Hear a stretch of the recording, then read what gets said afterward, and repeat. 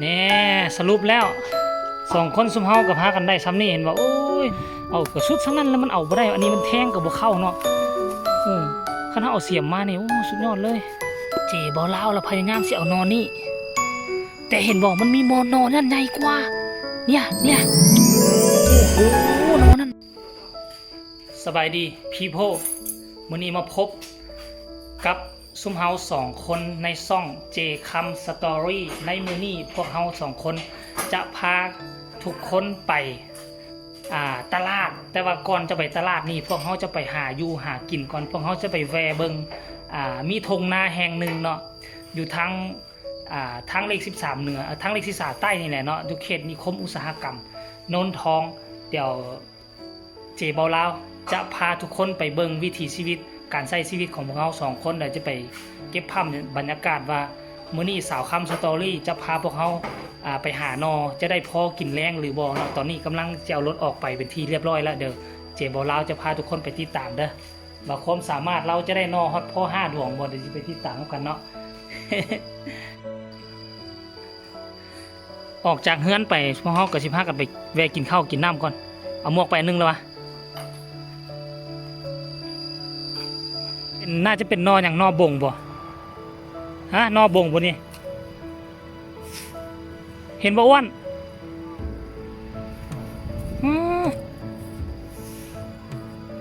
แต่ว่าเป้าหมายบนเฮาจะไปมันไปยากท่านผู้ชมเอ้ย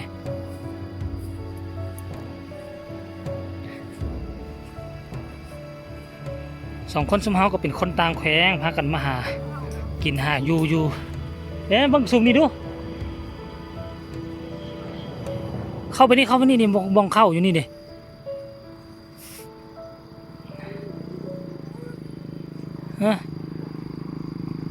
ขุดเอาเห็นละเห็น2 ดวงอีกดวงหนึ่งอยู่ในพี่ท่านผู้ชมเห็นแล้วนี่ดวงหนึ่งอยู่ทางนี้นี่แต่ว่ามันเป็นน้ำลายกันยาวเป็นคืบเลยได้นี่ดวงหนึ่งก็ซักอยู่ดินนี่ห้อยเขาเอาเสียมเคี่ยวบักหลายท่านผู้ชมนี่ห้อยเขาเอานะพูดนะห้อยเขาเอาเสียมเคี่ยวแต่ว่านออยู่นี่ดวงหนึ่งเห็นบ่ดิใส่เบิ่งเด้อทุกคนเด้อเห็นบ่อันนี้แหละนอนะฮะก็อยู่ทั้งนี้พี่แม่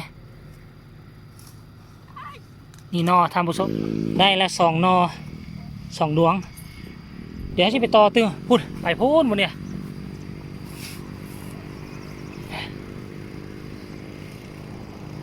ยังเรียกไปไกลๆพูด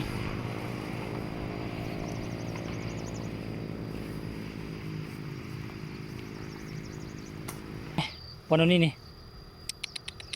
เห็นไหมเดี๋ยวนี้2 คนพวกเฮามาแล้ววันนี้มาแล้วมาเจอปัญหาอยู่นี่เจอปัญหาอยู่นี่เดี๋ยวนี้เฮาสิเฮ็ดเอาได้เฮาสิข้ามไปพุ่นได้ไปเอานออยู่พุ่นเนาะเป้าหมายคือเฮาไปหานออยู่พุ่นเด้อท่านผู้ชมเด้อเดี๋ยวเฮามาติดตามกันเบิ่งว่าเฮาสิไปได้หรือบ่เนาะเอาอ้วนทายแน่โอ้กลัวสิได้ของอยู่ของกินมันง่ายๆท่านผู้ชมเอ้ย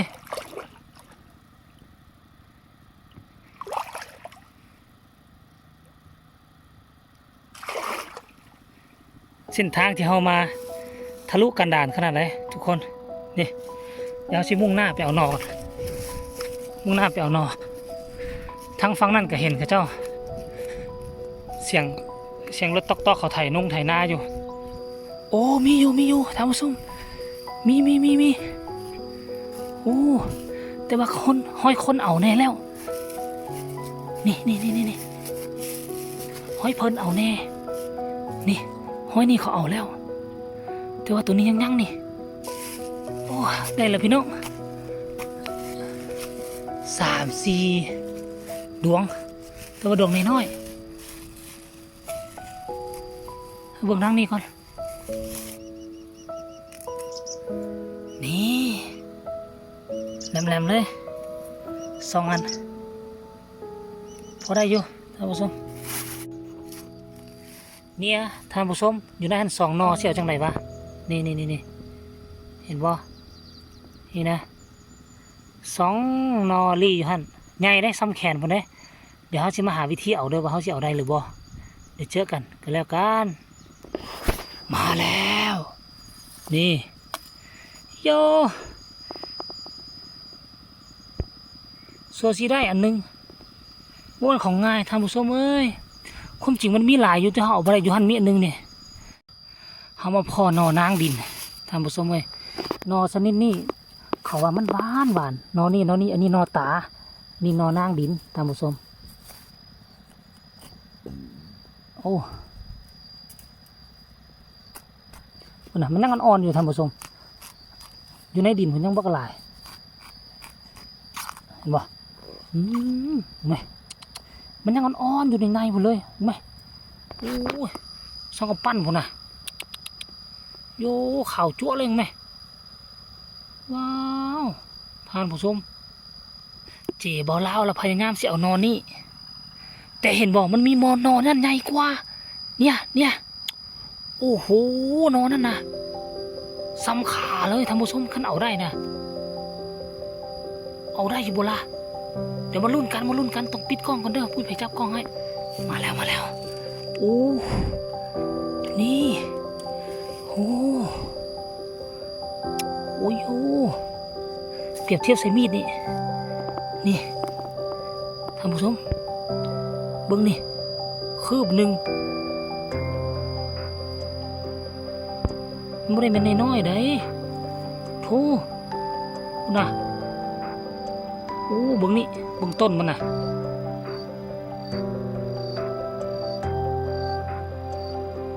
เนี่ยโอเคติดตามต่อนี่ทุกคน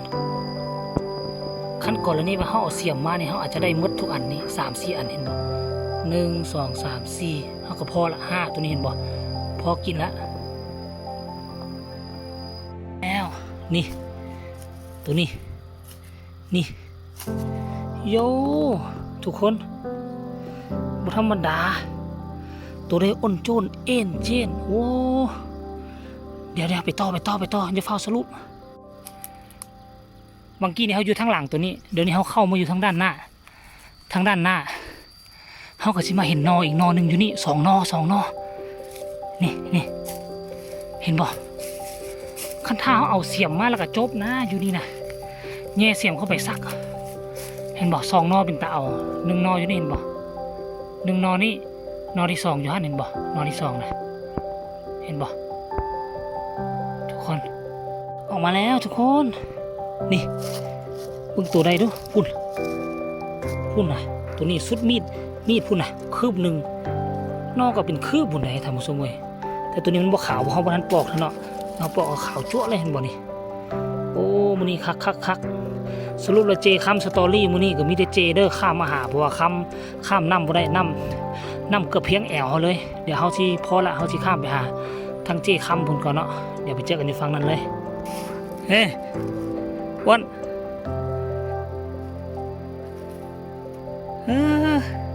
เขาสิข้ามไปนี่ได้บ่เนาะวันนี้เนาะเลิกวันนี้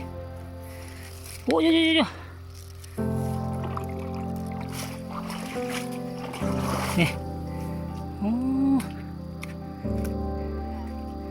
ลายอันแรกเขาเอาเสียมไปได้เท่านี้ทุกคนเลย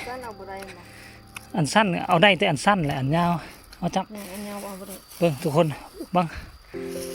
อันน่ะให้นางคำเพิ่นโซงดูเพิ่นมาหานอสุดแล้วมานางท่าเฮาจะซื้อนะโอ้ยพี่น้องเอ้ยนะเอากระสุดสำนั้นแล้วมันเอาบ่ได้อันนี้มันแทงกับบ่เข้าเนาะคันเอาเสียมมาเนี่ยโอ้สุดยอดเลยเอาบ่เนี่ยไปสรุปผลงานกันอยู่เฮือนเด้อแน่สรุปแล้ว2 คนซุมเฮากับพากันได้ซ้ำนี่เห็นว่าโอ้ยเบิ่งเงี้ยงตึมโอ้ถูกไหมก็สรุปแล้ว2 คนกินก็ได้2 คาบพุ่นแหละ2 คาบเนาะทุกคนเอ้ยฝากทุกคนกดไลค์กดแชร์เด้อไผมักคลิปนี้2 คนซุมเฮากับเจคัมสตอรี่คลิปนี้ฝากไว้ซ้ำนี่ละสวัสดี